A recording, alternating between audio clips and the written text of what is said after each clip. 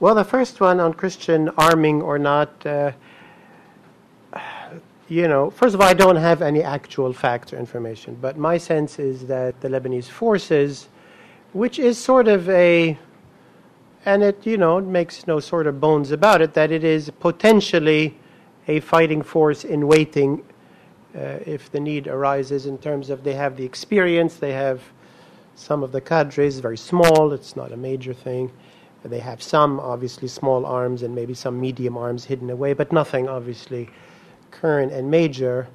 But I think many in the Christian community, there are different scenarios. I mean, right now, the Christian community is managing through politics. They're allied, some are allied with the Sunnis, some are allied with the Shias here in Iran. That, in a way, turned out to be a smart communal bet, because no matter who came out on top, they were okay. It's also quite remarkable that Christian-Muslim hostility, which is centuries or many decades old, is almost a thing of the past. People almost don't remember that used to be the issue. That's quite something, and that's a very important current basis for a sense of calm and security among Christians, that nobody has a big problem with the Christians politically. If the Sunnis and Shias are more concerned about each other than they are, and that's new for the Muslim community, it's new for the Christian community. So there isn't right now that sense of embattlement. But of course, they saw what happened to Christians in Iraq. They looked to Egypt and they're very wary. In Syria, the situation is much more favorable. There isn't any direct threat to the Christians in Syria, except, it's not great to live in Syria, so many emigrate and things like that, but there's no real threat. So I would say the reading of many Christians is that for the immediate future, they're safe, and hence they don't need a military option. But they're aware that things could change overnight. For example, if the Syrian regime collapses for some reason or something happens, Syria is likely to implode, probably towards a more fundamentalist bent, which would affect Christians in Syria and Christians in Lebanon. Or something else could happen. And some do look to sort of the Kurdish situation in Iraq, that the Christians should maintain somewhere an option that if all hell breaks loose, they have to have something to just preserve this community until the sky is clear again. But that is all very much conjecture, and right now there isn't any serious arming taking place, although there is this nucleus that's always there. And the issue of loved and feared.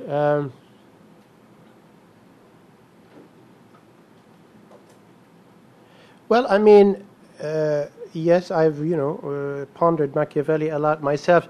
When I think of U.S. influence in the Middle East, really, and when you pose it like that, neither being loved nor exactly being feared is the ingredient that's needed or that's missing. In my sense, what the Middle East relationship with the U.S. remains very deep and very strong, because the U.S., whether it's feared or loved, is still the main security provider, obviously, for all the Gulf Arab countries. It's still the main security provider, happens to be for the Iraqi government, it so happens as well. It's also the main, in a sense, security provider for Egypt, Jordan, many other, the majority of Arab states still rely on the U.S. for their basic, security issues. In addition, U.S. diplomacy remains the most effective in the world, even when it's not doing so well. Gulf economies very close to the U.S., although they're reaching out to China and India and Russia and others. I think what's been most problematic for the U.S.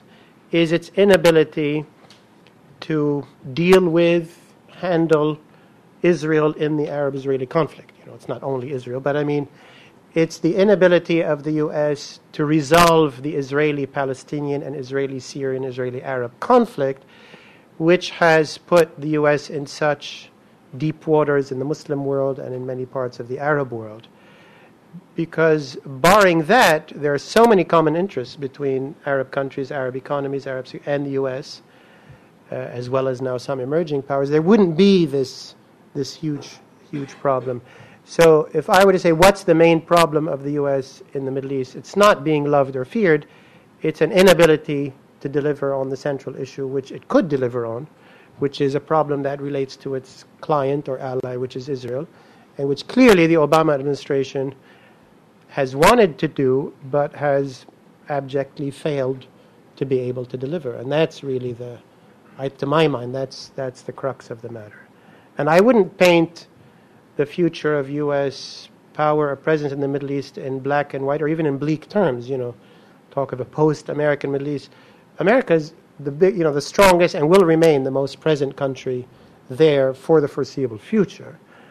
Yes, there's competition. Yes, there's problems, but it's not disappearing. But it's in very troubled waters. Great. One last question. Yeah, George Cody, American Task Force. 1 second, if you could just speak to the microphone. George Cody, American Task Force for Lebanon. It's been a number of months now that diplomatic relations have been established between Lebanon and Syria. Has there been any significant or insignificant changes in the relationship because of the establishment of the diplomatic relations, because it seemed to be such a high priority?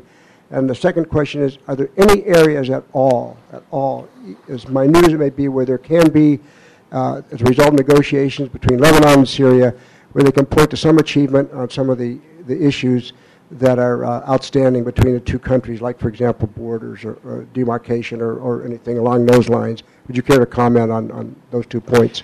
Well, the establishment of diplomatic relations was an important and is an important historic and symbolic step.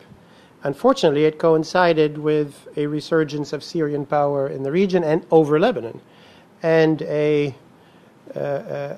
sort of a loss of some leeway among Lebanese leaders. They have to now go to Damascus and clear many of the security, foreign policy, defense issues with Syria in ways that prevailed before 2004.